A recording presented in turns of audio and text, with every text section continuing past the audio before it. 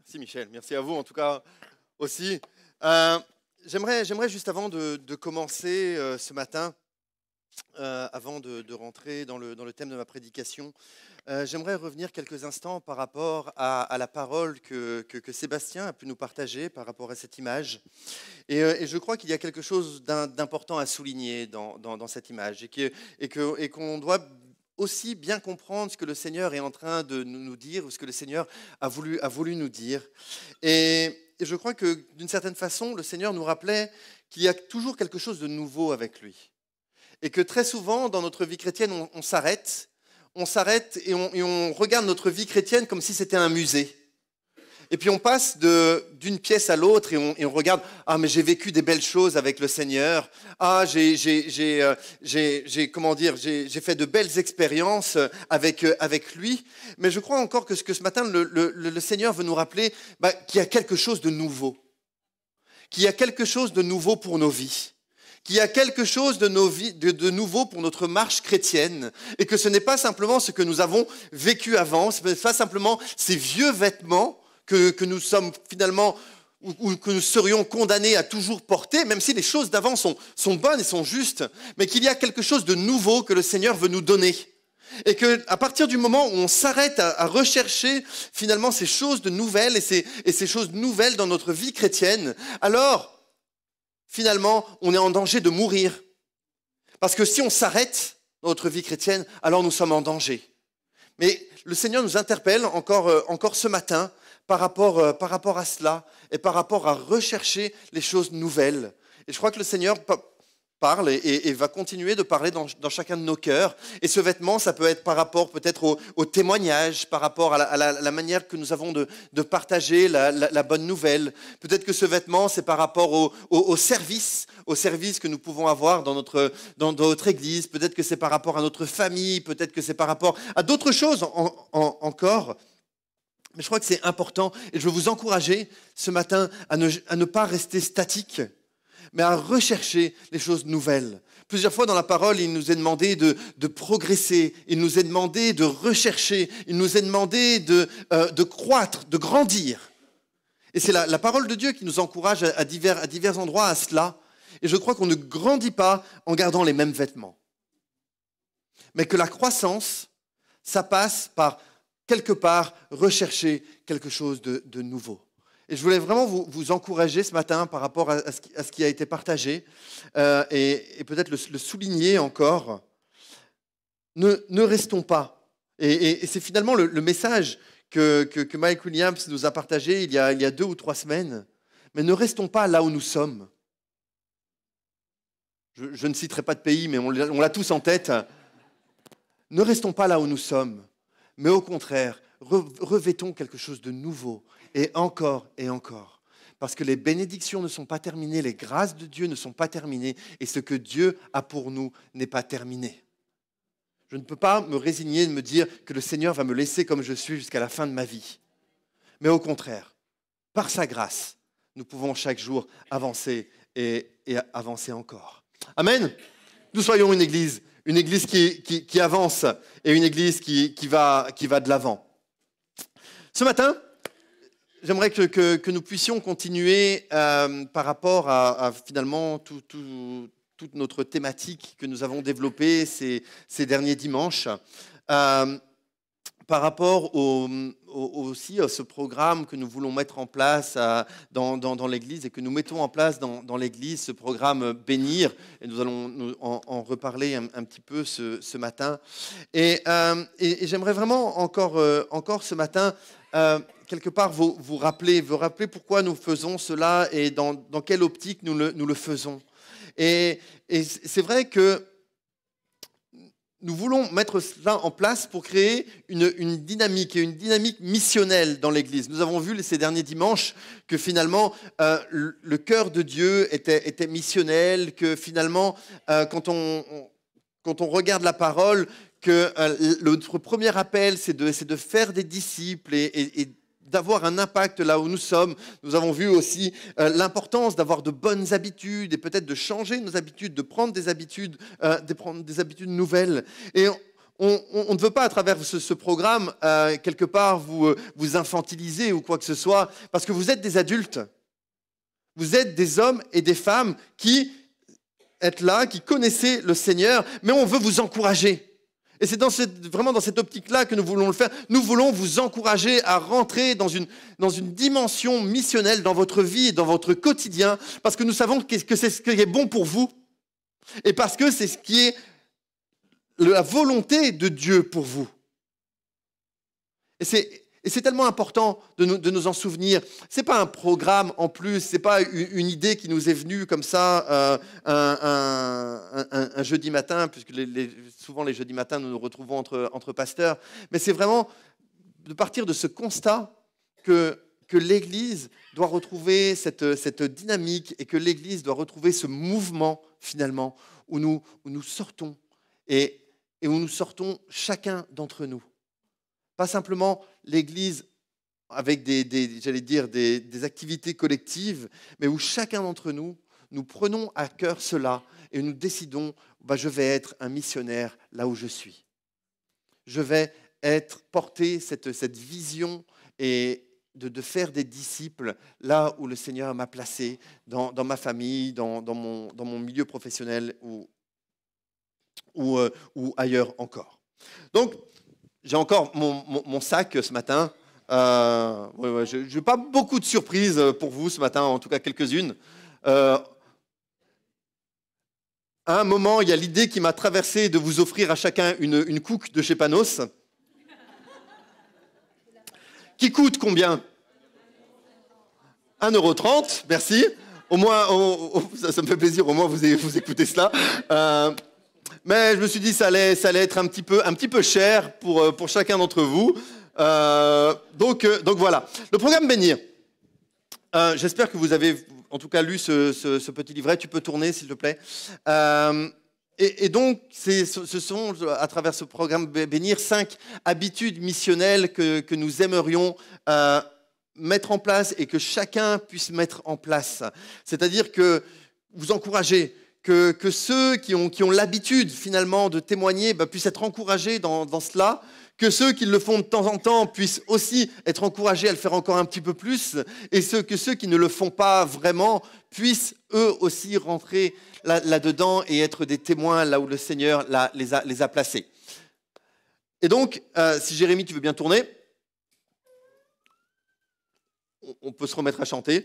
Et donc, le programme Bénir, c'est son 5 habitudes. La première des habitudes, celle que nous avons vue ces derniers dimanches, c'est bénir. C'est donc être une source de bénédiction. Comme nous avons reçu la bénédiction de Dieu, alors nous donnons la bénédiction de Dieu en retour. Ce que nous allons voir ce matin, nous allons nous arrêter avec le E de écouter. Nous verrons le N, le I et le R plus tard. Vous pouvez déjà, si vous lisez ce petit livret, prendre un petit peu d'avance. Mais il y a tout simplement le E de écouter. Et ce matin, on ne peut pas tout dire sur le fait et sur ce thème de l'écoute, parce que c'est un thème très, très vaste, c'est un thème qui touche beaucoup à la communication, mais qui peut se retrouver dans plusieurs aspects de notre vie. Mais j'aimerais simplement vous donner quelques pistes, quelques conseils ce matin, en essayant d'être le plus complet possible, mais ça va être assez compliqué quand même de tout vous dire. C'est quelque chose d'important, l'écoute. Je suis à peu près convaincu que pour tous ceux qui sont mariés, au moins une fois ces derniers temps, ces dernières semaines, votre épouse vous a dit « Oui, mais là, j'ai l'impression que tu ne m'écoutes pas. » Ça vous est déjà arrivé ? Ou l'époux ? Voilà, je ne sais pas comment ça marche, mais en tout cas, moi, ça m'arrive de temps en temps, où Sophie me dit « Mais j'ai pas l'impression que tu m'écoutes. » Voilà, vous réglez ça chez vous. Moi, je ne veux pas de problème. Mais je crois que c'est tellement important parce que c'est aussi une des bases de notre vie en tant que chrétien. Savoir écouter Dieu, bien entendu, et nous allons voir ça dans un instant, mais aussi savoir être une écoute pour les gens de l'extérieur. Le programme, en tout cas bénir, tu peux tourner, si vous l'avez déjà lu, est basé sur deux choses, sur l'inspiration et sur l'expiration, comme une respiration. Donc quand on respire, on inspire et on expire. Et donc pour le terme bénir, c'était très simple, c'est on inspire finalement la présence de Dieu, on vit la bénédiction de Dieu pour à notre tour être une bénédiction pour ceux qui nous entourent. Comme un mouvement de respiration. Chacun d'entre nous, on le fait et même pour la plupart du temps, on ne fait pas attention. On respire sans y prêter attention. C'est un mouvement qui est automatique, c'est un mouvement qui est habituel. Et ce que nous aimerions souligner ce matin, et ce que j'aimerais souligner avec vous ce matin, c'est que finalement, dans l'écoute, il y a aussi cette double dynamique. La dynamique où nous écoutons Dieu et où nous prenons le temps de le laisser nous parler, et cette dynamique où, quelque part, nous sommes là pour être à l'écoute de nos interlocuteurs, de ceux qui sont en face de nous. Et donc, quand on voit ça et quand on dit « mais écoutez Dieu », ça peut être quelque chose d'assez vaste et peut-être d'assez obscur pour quelques-uns d'entre nous ce matin. Tu peux tourner, Jérémy. Et j'aimerais simplement vous donner quelques conseils pour écouter Dieu. Parfois, nous prions Dieu, nous pouvons le louer, nous pouvons l'adorer, nous pouvons intercéder, mais ce n'est pas toujours que nous prenons le temps de l'écouter et d'écouter ce qu'il a à nous dire. Et c'est vrai que quand on n'en a pas l'habitude, c'est finalement quelque chose que l'on fait peu, mais j'aimerais vous laisser quelques conseils ce matin sur comment écouter Dieu, ou comment se mettre en disposition pour écouter Dieu. Matthieu 6,6 nous dit, c'est un extrait du sermon sur la montagne, et Jésus dit cela, « Mais quand tu pries, entre dans ta chambre, ferme ta porte et prie ton Père qui est là dans le lieu secret. Et ton Père qui voit dans le secret te le rendra. » Et la première des choses pour bien écouter Dieu, c'est qu'il faut prendre le temps de le faire. Il faut peut-être même prendre des moments à part et le faire de manière intentionnelle. Bien sûr, ça peut être à la fin d'un temps de prière, d'un temps de louange, d'un temps de lecture de la parole, ça bien entendu. Mais il y a des moments où il faut s'arrêter et dire « Mais Seigneur, je veux t'écouter. » Et écouter, c'est faire silence. Parce que deux personnes ne peuvent pas parler en même temps. Deux personnes ne peuvent pas parler en même temps. Ça vous est déjà arrivé que vous êtes deux, vous parlez en même temps, vous ne vous comprenez pas. Et en tout cas, ce n'est vraiment pas les bonnes dispositions pour le faire. Et donc, c'est prendre le temps et persévérer.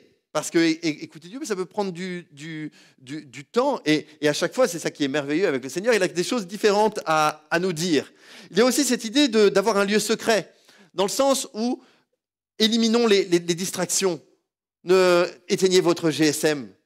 Prenez-vous un endroit calme, un endroit où vous êtes à l'aise et où vous pouvez vous dire « Mais Seigneur, j'aimerais que tu me parles. » Vous ne pouvez pas écouter Dieu en regardant la télévision. C'est peut-être logique, mais c'est une réalité. Il y a aussi simplement le fait que nous devons aussi comprendre et vivre la présence de Dieu.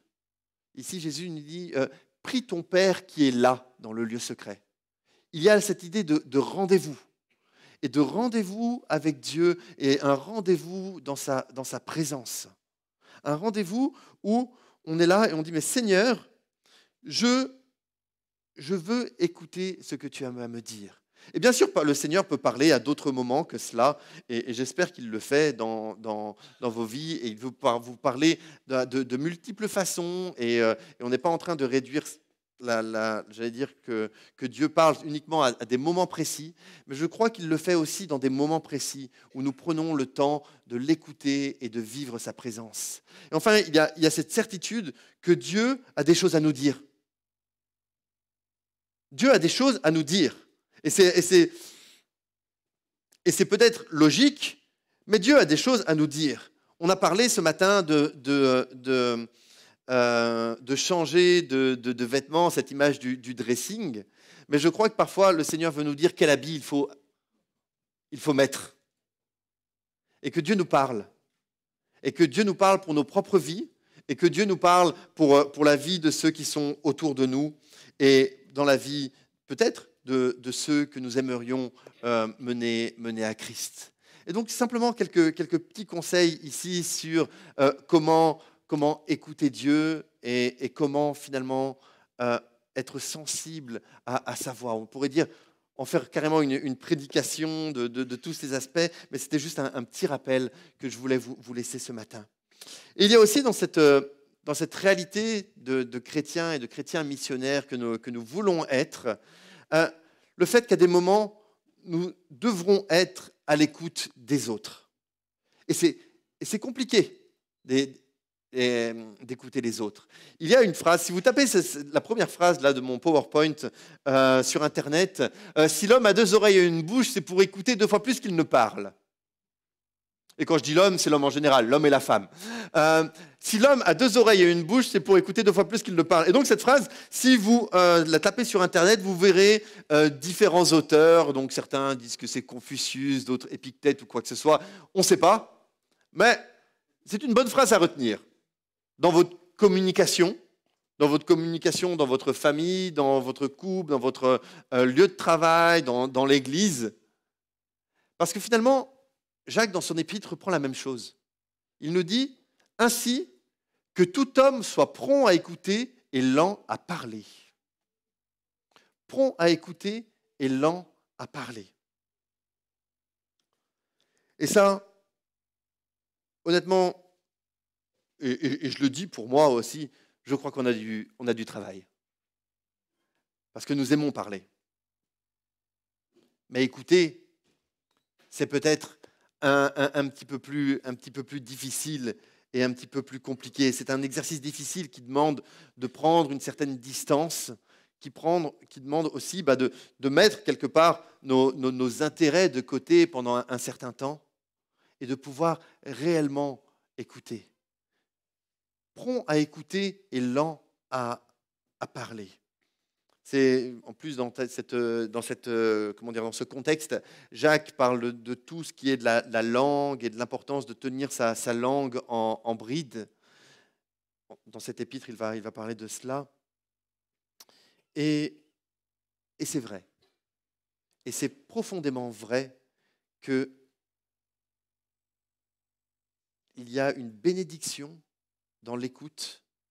Il y a une bénédiction à réfléchir quelque part à ce que l'on dit. Certains diront il faut tourner 7 fois sa langue dans sa bouche. C'est vrai, mais c'est un apprentissage, apprendre à écouter les autres. Il y a des personnes très douées pour cela. Il y a des personnes un petit peu moins qui doivent travailler et qui doivent travailler dans ce domaine. Mais c'est un exercice difficile, mais c'est un enseignement et finalement un conseil que Jacques nous donne aussi, et on va le voir pour ne pas nous retrouver dans des situations compliquées. Au niveau de l'écoute, notre exemple suprême, c'est bien entendu Jésus. Parce que Jésus sait écouter. Moi, en tout cas, de toutes les personnes que je connais, c'est Jésus qui m'écoute le mieux. C'est Jésus qui m'écoute le mieux. Parce que vous pouvez venir à lui et il ne va pas vous interrompre, même quand vous dites des choses qui ne sont pas forcément correctes, même ou justes. Et Jésus sait écouter. Et Jésus est extraordinaire parce que non seulement il sait écouter, mais il sait discerner ce qu'il y a au-delà des mots. Parce que parfois nous disons des mots, mais il y a quelque chose derrière nos mots. Nous disons quelque chose, mais il faut ne pas s'arrêter simplement aux mots, au vocabulaire qui est employé. Il y a une réalité, parfois il y a une souffrance derrière nos mots, parfois il y a de la joie derrière nos mots, parfois il y a de l'incrédulité ou découragement ou quoi que ce soit. Mais Jésus sait comprendre nos paroles, même au-delà des mots, il sait discerner nos besoins. Et là encore, quand on voit son ministère sur terre, il y avait ces 2 aspects dans Jésus, où il prenait le temps d'écouter son Père. Et il prenait du temps dans la prière, il prenait du temps dans cette relation avec son Père, et il savait écouter les autres. Et regardez les différentes rencontres de Jésus. Et on voit que Jésus écoutait. Quand Jésus rencontre cette femme qui est au puits, il y a ce dialogue qui s'instaure. Et Et il sait l'écouter, même s'il connaît sa vie. Il sait l'écouter. Et même si Jésus connaît votre vie, il sait vous écouter. Même si Jésus connaît votre problème ce matin, il sait vous écouter. Et il sait entendre ce qu'il y a au plus profond de votre cœur. L'écoute, bien sûr, ça demande une certaine disposition de cœur. Ça demande quand même de pouvoir faire preuve de bienveillance. Que ce soit vos enfants, que ce soit votre conjoint, que ce soit votre famille, que ce soit votre collègue de travail, que ce soit quelqu'un dans l'église, ou même un inconnu dans la rue. C'est important de se rappeler cette idée de la bienveillance. C'est-à-dire qu'en écoutant, nous voulons le bien de l'autre. Nous voulons le bien de l'autre. Nous voulons qu'il y ait quelque chose qui se passe dans sa vie. Et ça nous demande, bien entendu, ne pas simplement considérer nos propres intérêts. Ne pas simplement considérer nos propres, nos propres forces ou ce qui nous fait du bien. Mais ne pas simplement considérer cela, mais être capable aussi de dépasser nos propres intérêts et de savoir écouter. C'est important.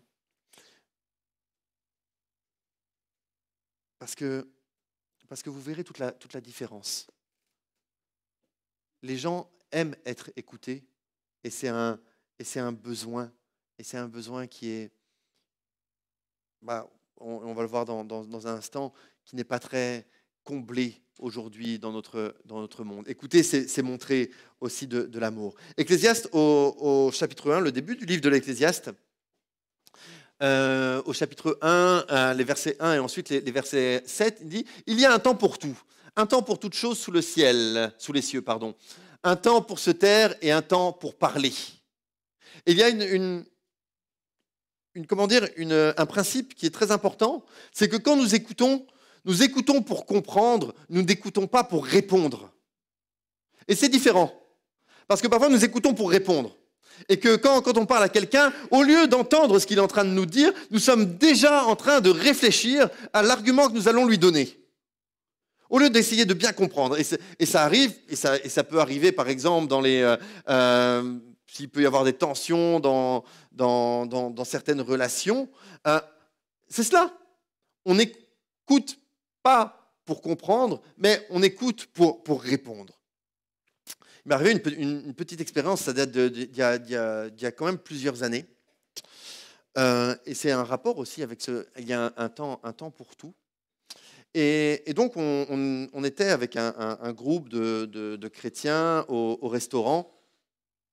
Et avant avant de prendre le repas, on avait prié, tout simplement. Et donc c'est moi qui avait prié pour rendre grâce et pour remercier le Seigneur pour ce repas. Et à la fin du repas, le serveur vient nous voir et il nous dit, voilà, j'ai été touché par vos paroles, par votre prière. Donc on commence un petit peu à discuter ensemble.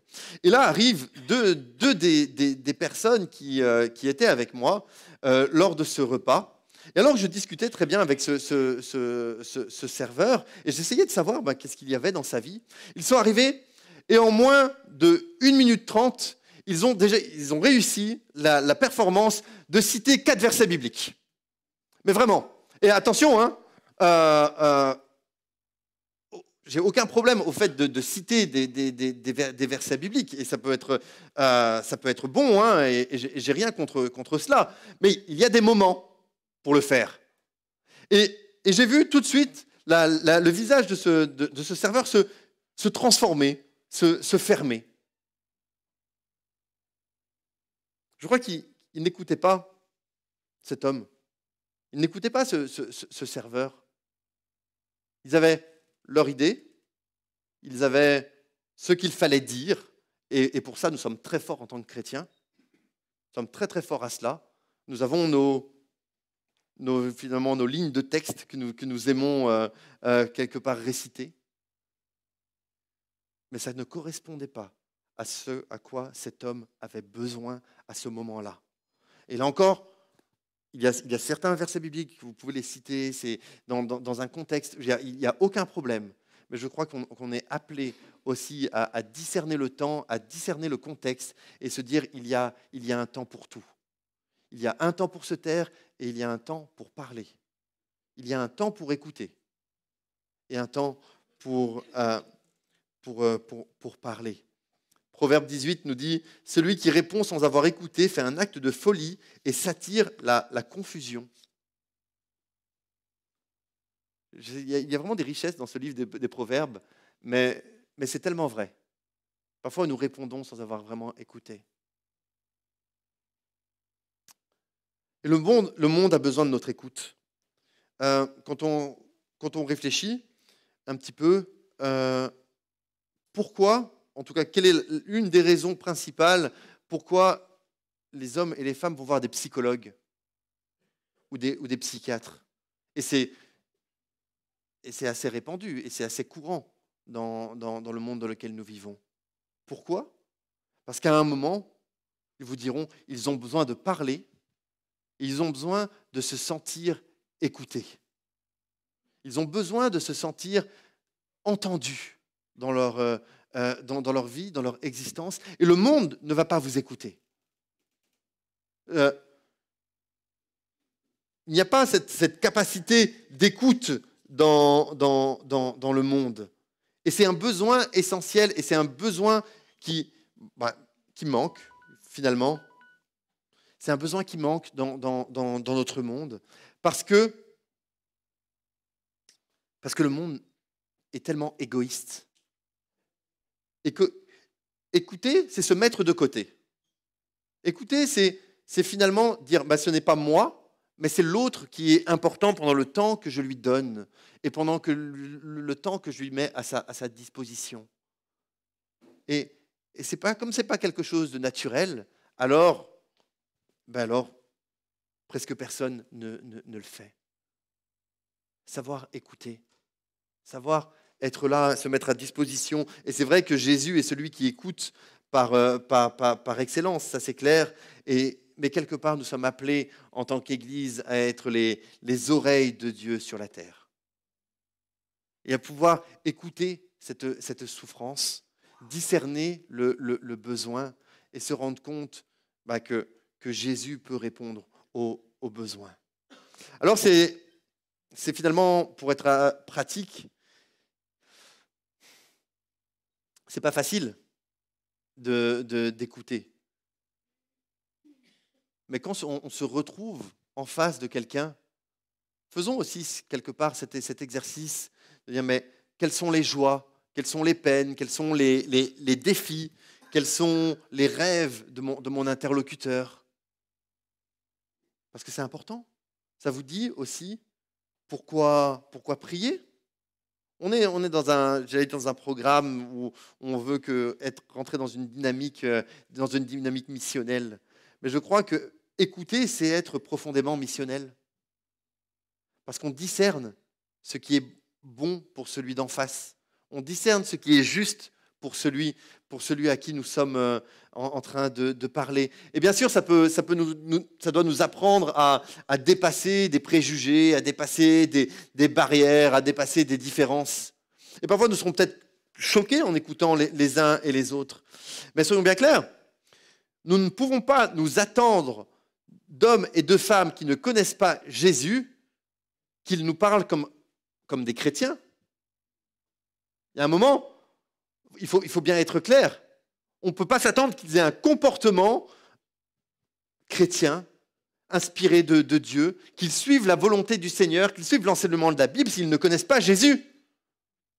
Et à un moment, il faut bien se dire, être missionnel, c'est aussi prendre le risque d'être parfois choqué. C'est prendre le risque de se retrouver devant des hommes et des femmes qui ne pensent pas comme nous. Parce que dans notre monde, et on est bien dans l'Église, mais dans notre monde, il y a plus de monde qui ne pensent pas comme nous que de personnes qui pensent comme nous. Il y a plus de monde qui ne connaissent pas Jésus que de personnes qui le connaissent. Et donc, il y a cette réalité que, oui, nous allons nous retrouver devant des hommes et des femmes qui ne connaissent pas Jésus. Et ça peut faire peur. Et ça peut peut-être vous mettre un peu mal à l'aise. Mais vous savez, en tant que pasteur, moi, il y a une bonne partie, pas tout, mais une bonne partie de ma vision en tant que pasteur, c'est très simple. C'est le monde a besoin de Jésus et Jésus est capable de répondre aux besoins. Il y a cette réalité.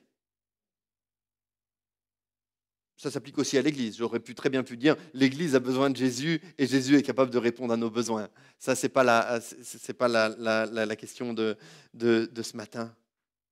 Mais Jésus est capable de répondre aux besoins. Et nous allons nous retrouver en face d'hommes et de femmes, quand nous allons les écouter. Nous allons nous rendre compte du besoin. Et nous savons que Jésus est capable de répondre aux besoins. Que ce soit un problème de solitude, que ce soit un problème d'estime de soi, que ce soit un problème dans la santé, que ce soit un problème familial, quel que soit le problème, Jésus est capable de répondre aux besoins. Et si l'on ne part pas avec cette idée, en tout cas cette réalité dans nos vies, alors notre témoignage perd de notre force. Alors nous annonçons finalement une philosophie. Mais si nous croyons, quelle que soit ta situation, Jésus peut faire quelque chose pour toi, alors nous rentrons réellement dans la force de la mission, finalement. La mission, ce n'est pas simplement avoir un quota de personnes à qui on va parler. Et ce n'est pas du tout pour ça que nous faisons le programme, ce programme-là. Ce n'est pas simplement croire qu'on veut augmenter le nombre de personnes qui ont entendu parler de Jésus. Non. Nous croyons que Jésus est capable de répondre aux besoins de notre monde. Jésus est capable de le faire. Et donc, écoutez, et en écoutant, tu peux tourner, Jérémy, en écoutant, on devient meilleur. On devient un meilleur conjoint. Et ça, c'est vrai, parce que les principes, les quelques conseils que j'ai pu donner ce matin s'adressent aussi à notre vie de couple. On devient de meilleurs parents. On devient de meilleurs enfants aussi. On devient de meilleurs collègues. On devient de meilleurs membres de l'Église. On peut rajouter la liste. La liste est exhaustive. Mais je crois que écouter, c'est aussi être missionnel. On a eu, et on reprend finalement quelques prédications qu'on a pu faire ces derniers temps, mais je crois que c'est bien de rappeler qu'il y a une construction dans ce que nous disons. Être missionnel, écouter, c'est sentir bon, parce que nous aimons les gens qui nous écoutent. Je ne sais pas si ça vous est déjà arrivé de passer un moment où vous vous sentez écouté et vous trouvez que la personne en face de vous, c'est une belle personne. Écouter, c'est être généreux, c'est savoir donner de son temps dans une situation ou l'autre. C'est être intriguant, c'est se poser la question, mais finalement, pourquoi cette personne est en train de m'écouter ? Et ça ouvre des portes par rapport à notre vie. C'est aussi faire des bonnes œuvres. Et donc, je vais vous raconter un petit peu la suite de mes aventures courtement, si vous voulez bien. La suite de mon collègue, Panos, de Re30, on a tous retenu ça. Moi, vous avez retenu ça. Et donc, je suis retourné voir mon collègue récemment, sans lui acheter de cook. J'ai été très bien reçu quand même. Et donc, je suis arrivé, j'avais ma tasse de café. On a commencé à parler. Et puis on a parlé de choses et d'autres. Et puis, j'étais vraiment dans cette optique de me dire, mais je vais écouter ce qu'il va me dire aujourd'hui. Et Et au fur et à mesure qu'il parlait, on a commencé à aller un petit peu plus profondément dans notre discussion. Il me parlait de sa famille, de ses enfants. Je ne vais pas rentrer dans les détails trop aujourd'hui. Il m'a parlé de son épouse qui vient d'Amérique du Sud et que pour elle, ce n'est pas toujours facile de vivre en Belgique, etc. Après, bien sûr, je n'ai pas prié avec lui sur place, je ne l'ai pas encore invité à venir à l'église, mais on a passé un bon moment. Et à la fin de notre discussion, il m'a même dit c'était chouette de pouvoir parler un moment. C'est pas comme si ça m'a même pas coûté 1,30 €. Ça m'a pris 10 minutes. Ça m'a même pas coûté 1,30 €. Je pense que c'est pas simplement un programme ou quoi que ce soit. C'est un style de vie où nous sommes connectés à la volonté de Dieu pour son Église et pour nos vies. C'est ça qui est important. Donc, pour terminer, tu peux tourner. Pour rappel, nous sommes déjà à la deuxième lettre et je sais que certains le font, d'autres ne sont pas rentrés dans cette dynamique et je ne veux pas vous mettre de culpabilité ce matin, vraiment. Faites-le, trouvez votre rythme, je vous encourage parce que c'est un bon moyen, en tout cas ça peut aider vraiment à vous faire rentrer dans ce style de vie missionnel. Et donc le B d'homme bénir, c'était donc bénir 3 personnes, une personne qui ne connaît pas Jésus, une personne de l'Église et puis une autre personne au choix, ou l'un ou l'autre. Donc bénir par des paroles, des petites attentions ou des petits cadeaux. Et donc le E de écoute. Et nous aimerions que durant cette semaine, durant cette semaine, vous puissiez prendre un moment clair pour écouter Dieu. Ou que ce soit après votre temps de prière, après votre temps de louange, ou quoi que ce soit, ou un moment particulier où vous dites, maintenant, je veux prendre 5 minutes pour écouter Dieu et profiter de sa présence. Et vous verrez que Dieu va vous parler. Et que Dieu va peut-être vous montrer des personnes ou des situations pour lesquelles prier. Je sais que certains le font et que c'est une habitude de le faire, mais pour d'autres, c'est peut-être nouveau. Donc voilà, prenez le temps d'écouter Dieu et au moins cette semaine, écoutez une personne qui ne connaît pas Jésus. Asseyez-vous, prenez le temps, prenez 5 minutes, 10 minutes, posez des questions, renseignez-vous un petit peu sur lui et sur qui il est, mais que nous puissions, quelque part, être des hommes et des femmes qui écoutent. C'est tellement important, et c'est comme ça que l'on devient réellement une église missionnelle. Être à l'écoute des besoins des uns des autres, être à l'écoute des besoins de ceux qui nous entourent, et pouvoir discerner finalement ce qu'est leur besoin. Parce que le monde a besoin de Jésus. Et Jésus est capable de répondre à leurs besoins. Amen. Nous prions ensemble ce matin. Seigneur, nous te remercions parce qu'à un moment dans notre vie, tu as écouté notre cri. Tu as écouté, Seigneur, notre désir et notre volonté de venir à toi. Merci Seigneur parce que tu nous écoutes à chaque fois que nous venons à toi. À chaque fois que nous venons à toi, tu es là et avec ton oreille, Seigneur, avec ton oreille attentive, avec ton oreille bienveillante. Et je te prie, Seigneur, que nous puissions nous aussi être des hommes et des femmes qui écoutent dans nos familles, qui écoutent dans nos milieux professionnels, qui écoutent là où tu nous as placés. Mais des hommes et des femmes qui écoutent et qui discernent les besoins. Seigneur, c'est difficile d'écouter, mais tu nous apprends, Seigneur. Tu nous apprends à ton exemple. Tu nous apprends à ne pas juger. Tu nous apprends à discerner quel est le besoin Et tu nous apprends, Seigneur, à pouvoir, à notre mesure, prier pour ce besoin. Seigneur, je te prie pour chacun d'entre nous. Je te remercie là où de nous avoir placés, là où tu nous as placés, Seigneur. Parce que nous savons que tu as quelque chose pour nous et que tu as une mission pour nous là où tu nous as placés. Nous te prions, Seigneur, ce matin dans le nom de Jésus. Amen. Amen.